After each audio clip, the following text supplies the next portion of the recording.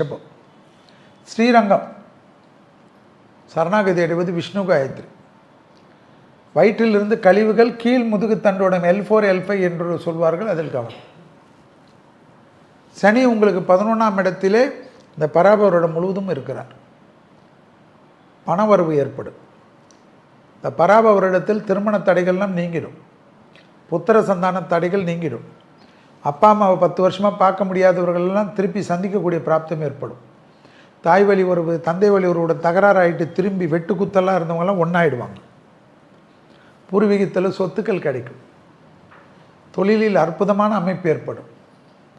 வியாபாரத்தில் அந்த பாதிப்புகள்லாம் நிவர்த்தி ஏற்படும். அடிமை தொழிலிருந்து தனிப்பட்ட தொழில் அதிகமாக தொடங்கக்கூடிய ராசியில் யார் வரும்? ரிஷபம் வரும்.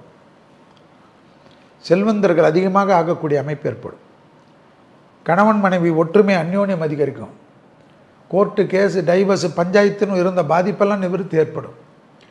எல்லாரும் இதுங்க எப்படி இருந்ததுன்னா இப்படி இருக்குது, இவ்வளோ சந்தோஷமாக இருக்குதுன்னு மற்றவர்கள் உங்களை பார்த்து வியக்கக்கூடிய அளவுக்கு ஏற்படும். உறவுகளில் இருந்த சிக்கல்லாம் தீரும். பூர்வீகத்தில் வரக்கூடிய சொத்துக்கள் கிடைக்கும். எதில் நீங்கள் கவனமாக இருக்க வேண்டும்? மன அழுத்தம் வரக்கூடாது. தாயார் தந்தையாருடைய தேகாரோக்கியத்தை கவனமாக பார்த்து கொள்ள வேண்டும். அவங்களுக்கு ஏதாவது உடம்பு சரியில்லைன்னா தொலைதூரத்தில் இருந்தாலும் வீடியோ காலில் டெய்லி பேசணும். ஏதாவது வயிறு வலி வந்த வலின்னா மருந்து கடையில் மருந்து வாங்கி கொடுக்கூடாது. நல்ல டாக்டரை பார்த்துடணும். யோக பலத்தை அதிகமாக பெறக்கூடிய ராசி யார்? ரிஷபராசி. ரிஷபராசிக்காரர்களுக்கு இந்த பராபவரிடத்தில் அசைய சொத்துக்கள் நிச்சயமாக ஏற்படும். வசதிகள் பெருக்கிக் கொள்வீர்கள். இழுபறியாக இருந்த பிரச்சனைகள் தீரும். தொழிலில் அதிக அற்புதத்தை பார்க்கக்கூடிய ராசி யார்?